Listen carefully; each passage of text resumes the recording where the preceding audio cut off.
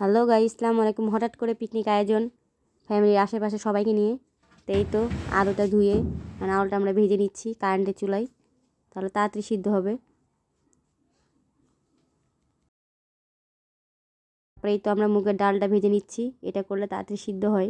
তো এই তো গোস্ত দেখতে পাচ্ছেন, কষা বসিয়ে জন্য তেজপাতা, দারচিনি, এলাচ সব দিচ্ছি।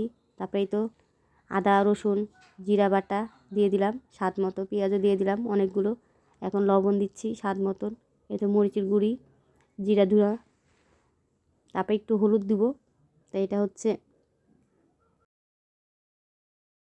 চামচ দিয়ে ভালোভাবে নেড়ে নিচ্ছি যেন মাংসের সাথে লবণ, হলুদ, মরিচ গুঁড়া ভালোভাবে লাগে।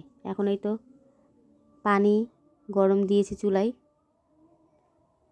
এই তো চালটা ধুয়ে নিলাম, এই তো তেল দিলাম, পেঁয়াজ দিলাম, এখন নাড়তেছি, ময় মশলা দিয়ে দিয়েছি।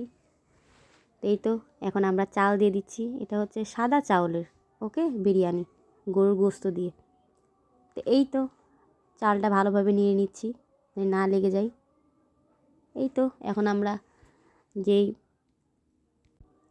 গোস্ত দেওয়ার পরেই তো আমাদের হয়ে গেছে খিচুড়ি বিরিয়ানি। তো যাই হোক, কেমন হয়েছে অবশ্যই কমেন্টে জানাবে।